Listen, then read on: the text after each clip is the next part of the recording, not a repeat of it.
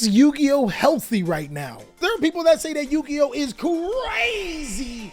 And then there are people that say Yu-Gi-Oh's down bad right now. Overall, I would say Yu-Gi-Oh is very healthy, but it does have its problems. So you would think that after having a tier 0 tier limit format, then a tier 0 cash tier format, that Yu-Gi-Oh would balance itself, especially after the super heavy samurai epidemic. So yeah, we're in a dope spot. It only took long enough, right? I think personally that when there are as many decks as possible that can compete, it is really, really good for Yu-Gi-Oh because it allows players to be able to balance their budget alongside of being able to balance really good cards to be able to play the game. The cool thing is that I said, like early in the format, the best deck in Yu-Gi-Oh in Cash Tira is extremely good, but it's easily counterable by some of the other top decks in the game, which also creates a rift where so many other decks that can compete against those decks are extremely good. It also helps that both Cyberstorm Access and Battles of Legends Monster Revenge were not too powerful, introducing another tier 0 deck that's really, really good for the game. When we get a not so great Yu-Gi-Oh set, the format becomes a lot more balanced. It's almost like Konami can't balance things correctly, so they rely on bad sets to... Holy shit.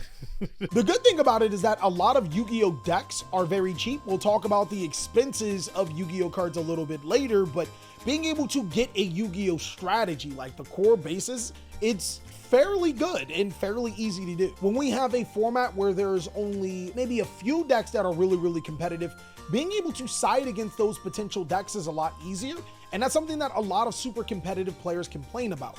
I personally prefer when there are as many decks as possible. That way it mitigates certain cards that are being sided against certain players to be able to just outright win the game. Plus, if you have an issue with just being betterly skilled than your opponent, just say that. No one is hitting that I just win spot. And I love that I can outplay some of the tops with stupid stuff like Earth Machine. That's where we go to our first problem. I think genuinely the balance between a healthy Yu-Gi-Oh game and a non-healthy Yu-Gi-Oh game is those cards that just completely turn off the Yu-Gi-Oh card game for another player and forcing you to lose, i.e. floodgates. We literally just seen how it happened last week, how someone literally won one of the biggest events just because of one simple Yu-Gi-Oh card in Eradicator Epidemic Virus. There's actually a ton of cards just like that. There's Eradicator, Deck Devastation Virus, Goes in Match, There Can Be Only One, Rivalry of the Warlords. There are a ton. Oh, Anti-Spell Fragrance is my favorite. It's Eradicator at home. Nightmare Corruptor Ibli. Oh, how can I forget about Nightmare Corruptor Ibli?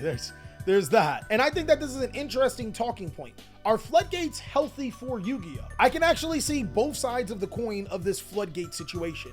On one side, nobody wants to play solitaire while playing Yu-Gi-Oh. If I wanted to play solitaire, I just go play with your mom. She does the thing by herself anyways. Hey, yo, I'm wildin'! I think what becomes incredibly frustrating is having a singular floodgate card, just a singular card that completely prevents you from playing Yu-Gi-Oh whatsoever. And then there are people that just say, "Oh, golly, you can just play the counter." Oh my God, I hate those people. The biggest reason why we play Yu-Gi-Oh is to have fun. Floodgate cards prevent players from moving any interactions and create a situation where there just isn't any fun. Like, I don't mind losing. I don't like losing to uninteractive, very floodgatey, choky Yu-Gi-Oh cards. Playing in floodgates is like that time you were on punishment where all of your brothers and sisters and family members got to play outside and the only thing you could do is just watch them. Yeah, that's definitely really fun, remember? But there is another side of floodgates that I think is somewhat beneficial. Floodgates allow players to be able to bridge the gap between being a good player in the game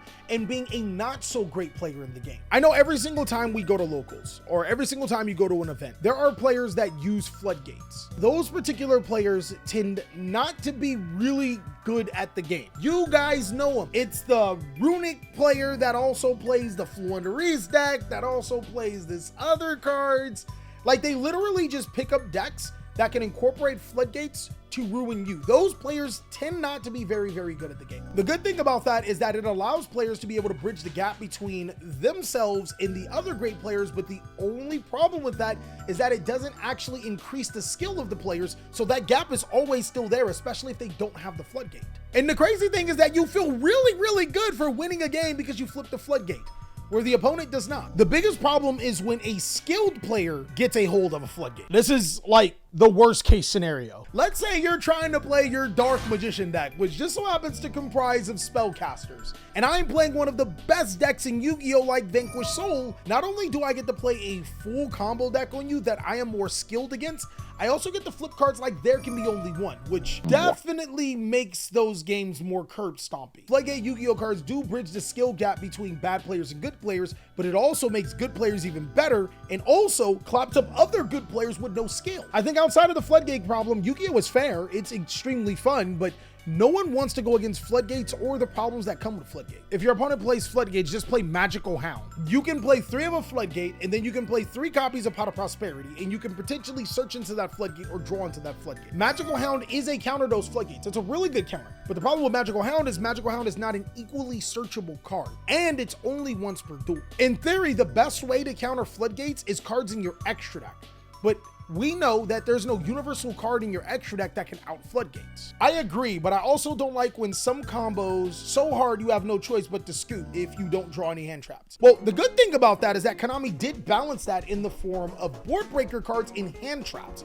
I think that those are a lot more interactive. I think that board breakers and hand traps are very healthy for Yu-Gi-Oh! Despite what some people think. Board breaker Yu-Gi-Oh! Cards punish players for overextending on their board, and hand traps allow you to be able to keep some of those more powerful combo decks in check and make your opponent respect what you have in your hand. Like being hit with Nibiru the Primal Being actually has a fun game into it. You have to risk if your opponent does or does not have Nibiru, and then you have to play around the card that could or could not be there. Who's afraid of Nib? I just played cross out or put up a negate before it's played.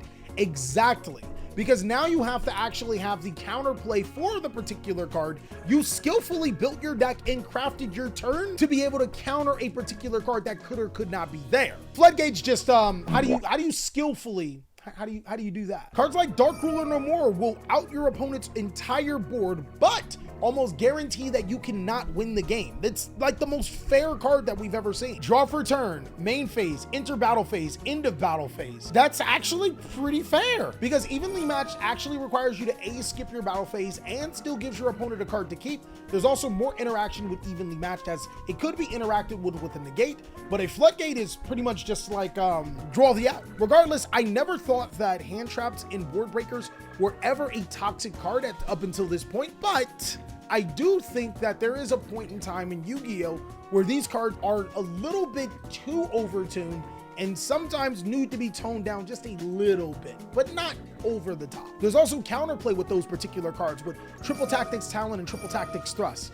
Being able to play spell and trap cards to be able to negate Dark Ruler No More in evenly match, but also making your deck a little bit more inconsistent. So how exactly do we fix the floodgate situation? I think that there's some great talking points. There's some reasons why floodgates could be healthy in a Yu-Gi-Oh! Card game to bridge the skill gap. And then there's also some reasons why floodgates should go away because of their uninteractiveness. I think that there is a solid solution that Konami could use to address these particular situations. 1. Stop making floodgates. I swear to God, if Konami makes a there can be only one for attributes, I will walk up to the building and egg the K part of Konami.